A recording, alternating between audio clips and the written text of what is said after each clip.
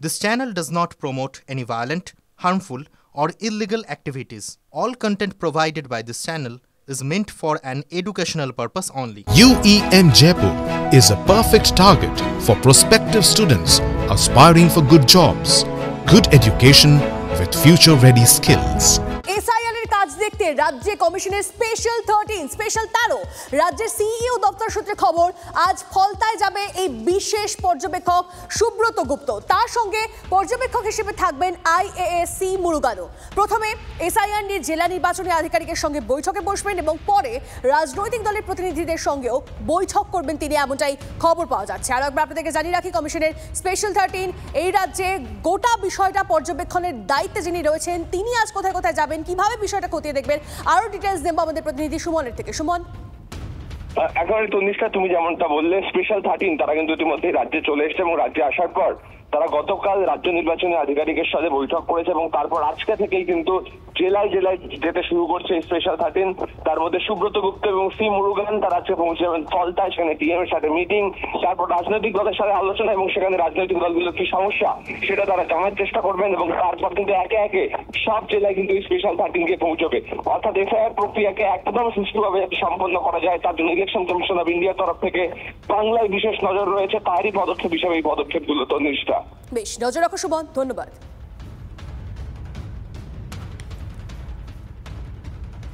সারে entry special 13 জনপ্রিয় সিনেমার নামে এই শব্দবন্ধই চর্চিত ভোটমুখী বাংলায়। রাজ্যে আসা স্পেশাল অবজারভার টিম তৈরির নেপথ্যেও টানাপোড়েন রয়েছে কি? কোন গুরুত্ব পেল না নবান্নের পাঠানো তালিকা? টিমের সদস্য হিসেবে যে নামগুলো বেছে নেওয়া হয়েছে তার পেছনে কাজ করছে ঠিক কোন সমীকরণ? এই স্পেশাল 13 কার জন্য হবে আনলাকি 13? এসআইআর এর প্রতিটি ধাপ যেন পরিকল্পনা মতো হয় তা নিশ্চিত করতেই 13 জন বিশেষ পর্যবেক্ষককে বাংলায় পাঠিয়েছে নির্বাচন কমিশন। অবসরপ্রাপ্ত আইএএস সুব্রত গুপ্ত নেতৃত্বে 12 জন পর্যবেক্ষক জেলায় জেলায় ভোটার তালিকায় বিশেষ নিবিড় সমীক্ষার কাজে নজর রাখবেন। আপাতভাবে কমিশনের এই পদক্ষেপ যতটা সহজ, নেপথ্যের চিত্রটা কি ততটাই টানাপোড়েনে ভরা। নিয়ম হলো পর্যবেক্ষক নিয়োগ নিয়ে রাজ্য সরকারের কাছে অফিসারদের একটা তালিকা চায় কমিশন।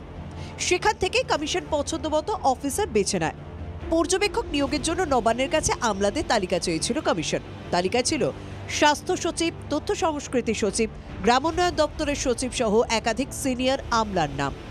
রাজ্যের যুক্তি ছিল তারা প্রবীণ ও অভিজ্ঞ, জেলার বিষয় ভালো বোঝেন। কিন্তু কমিশন পাল্টা যুক্তি দেয়, গুরুত্বপূর্ণ পদে থাকা আমলাদের পর্যবেক্ষক হিসেবে নিয়োগ করলে সরকারি কাজে বিঘ্ন ঘটবে। সেদিক থেকে অপেক্ষাকৃত কম গুরুত্বপূর্ণ পদে থাকা অফিসারদের বেছে নেওয়াটাই যুক্তিসঙ্গত। তারপরে অবসরপ্রাপ্ত আমলা সুব্রত গুপ্ত নেতৃত্বে টিম গঠন করে কমিশন। বিশেষ পর্যবেক্ষকদের কাজ হবে জেলা ধরে ধরে সামগ্রিকভাবে এসআইআর প্রক্রিয়ায় নজর রাখা, ডিইও অর্থাৎ জেলা শাসক ও ইআরওদের কাজের পর্যালোচনা করা, কমিশনকে নিয়মিত একেবারে মাঠে ঘাটে যেভাবে এসআইআর চলছে খুঁটিয়ে তার রিপোর্ট পাঠানো। একসময় মমতা বন্দ্যোপাধ্যায় সরকারের মুখ্য সচিব পদের অন্যতম দাবিদার ছিলেন সুব্রত গুপ্ত, কিন্তু কোনো এক অদৃশ্য কারণে সে পদে তার বসা হয়নি। 1990 ব্যাচের আইএএস বর্তমানে অবসরপ্রাপ্ত এই আমলাকেই গুরু দায়িত্ব দিয়েছে কমিশন। তার নেতৃত্বেই কাজ করবে 12 জনের টিম।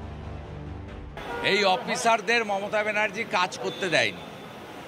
এরা যোগ্য আইএস, এদেরকে সরিয়ে রাখা হয়েছে। সঞ্জয় মিত্র, সুব্রত গুপ্তর মতো আধিকারিকদেরকে দিল্লিতে আপনার যেতে বাধ্য করা হয়েছে। ইমিডিয়েট ব্লক অফিসগুলোতে, বিডিও অফিসগুলোতে যাওয়া উচিত আমার সাজেশন এবং অনুরোধ। তারা কি মনে করছেন অতিরিক্ত যে অফিসার আসার পরে তারা তাদের ভোটের বৈতরণী পার করিয়ে দেবেন? মনে করছেন তাদের জন্য তারা জিততে পারবেন? আমলা মহলে কান পাতলে শোনা যায় স্পেশাল অবজারভার টিমের কয়েকজন সদস্যের সঙ্গে বর্তমান সরকারের নানান সময় মতান্তর হয়েছে। তাদের কম গুরুত্বপূর্ণ পদে বদলি হতে হয়েছে। সরকারের বিরুদ্ধে অসন্তোষ থাকতে পারে এমন কিছু অফিসারকে কি কৌশলে পর্যবেক্ষক হিসেবে বেছে নেওয়া হয়েছে? এই নিয়ে বিতর্কের মধ্যেই এবার জাতীয় নির্বাচন কমিশনারকে রাজ্যের পরিস্থিতি দেখতে আসার দাবি জানিয়েছেন রাজ্য বিজেপির সভাপতি। নিরাপত্তা দিতে হবে নির্বাচন কমিশনকে, দিল্লি থেকে বসে থাকলে হবে না। প্রয়োজন হলে জ্ঞানেশ কুমারকে এখানে আসতে হবে, নির্বাচন কমিশনকে কলকাতায় এসে স্টেশন করতে হবে, নির্বাচন কমিশনকে এখানে বিএলওদের সুরক্ষার ব্যবস্থা করতে হবে। স্যার নিয়ে সংঘাত, কমিশন তৃণমূল সম্মুখ সমর, তারই মাঝে কমিশনের স্পেশাল টিম নিয়ে ভোটমুখী বাংলায় নানা চর্চা, টানাপোড়েনে ভরা চিত্রনাট্য। দীক্ষা ভূঁইয়া, শ্রাবন্তী সাহার রিপোর্ট, TV9 বাংলা। আপাতত খসড়া তালিকায় থাকছে না 35,23,800 জনের নাম। কমিশনের সমীক্ষায় রাজ্যে মৃত ভোটারের সংখ্যা আরও বাড়ল। এসআইআরে গতকাল বিকেল পর্যন্ত 18,70,000 মৃত ভোটারের হদিশ। উত্তর কলকাতায় সব থেকে বেশি মৃত ভোটারের অস্তিত্ব মিলেছে। 3,80,000 ভোটারকে খুঁজে পাওয়া যায়নি। স্থানান্তরিত হয়েছেন 11,82,000 ভোটার। ডুপ্লিকেট নাম মিলেছে 77,565। খবর কমিশন সূত্রে।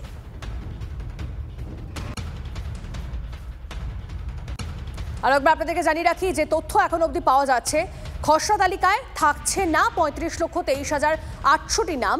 কমিশনের সমীক্ষায় রাজ্যে মৃত ভোটারের সংখ্যা আরও বাড়ল। এসআইআরে গতকাল বিকেল পর্যন্ত 18,70,000 মৃত ভোটারের হদিশ। উত্তর কলকাতায় সব থেকে বেশি মৃত ভোটারের অস্তিত্ব মিলেছে। 3,80,000 ভোটারকে খুঁজে পাওয়া যায়নি। স্থানান্তরিত হয়েছেন 11,82,000 ভোটার। ডুপ্লিকেট নাম মিলেছে 77,565।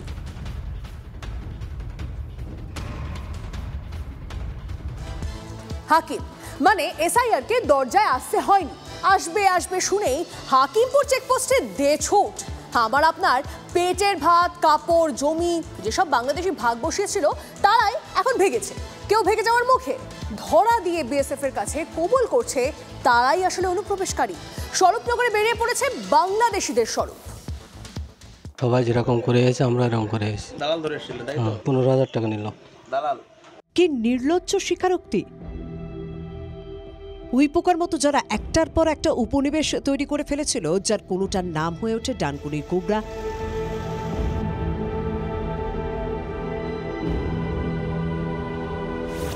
কোনোটা নিউটাউনের খালপাড়,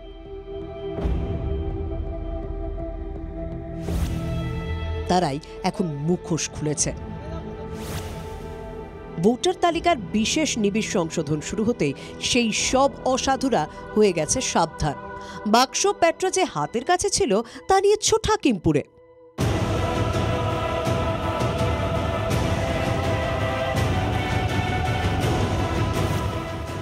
ভারত বাংলাদেশ সীমান্তের আগে শেষ চেকপোস্ট। এপারে উত্তর 24 পরগনার স্বরূপনগর, ওপারে সাতক্ষীরা জেলা। ওপার বাংলায় ফেরার জন্য কত ব্যস্ততা, যারা ঢাক পিটিয়ে বলছে অনুপ্রবেশকারী। কোথায় থাকতেন? ডানকুনি। এখানে কিভাবে এসেছিলেন? চোরার পথে এসেছিলাম। আধার কার্ড, প্যান কার্ড কিচ্ছু নেই। আমি 1.5 বছর মতো এসেছি। পালাচ্ছেন কেন? এসআইআরের জন্য। এপার বাংলার ভাতে ভাগ বসাতে কেউ দালালের হাতে গুঁজে দিয়েছিল হাজার হাজার টাকা, কেউ সাঁতরে নদী পার হয়ে এসেছে। এসআইআর নামতেই সেই অনুপ্রবেশকারীরা উল্টো সাঁতার কাটছে।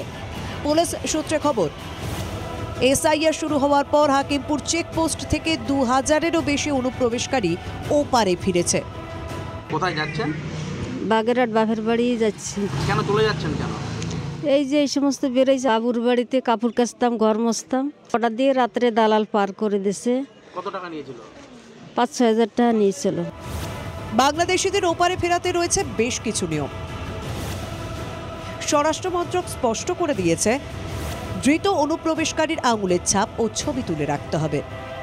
জেনে নিতে হবে ধৃতের পরিচয় ও ঠিকানা, এবং যাবতীয় তথ্য আপলোড করতে হবে স্বরাষ্ট্র মন্ত্রকের নির্দিষ্ট পোর্টালে, যাতে আবার কোনোদিন এই দেশে ঢোকার চেষ্টা করলে শুরুতেই দরজাতে আটকে যায় ঘুণপোকারা। 71-এ শরণার্থী স্রোত দেখেছে স্বরূপনগর। মাঝে মধ্যে অনুপ্রবেশকারীদের ঢুকে পড়াও দেখেছে সীমান্তবর্তী জনপদ। এবার দেখছে উল্টো স্রোত, তবে সেই ভিড় আস্তে আস্তে পাতলা হচ্ছে। দীপঙ্কর দাসের রিপোর্ট, TV9 বাংলা।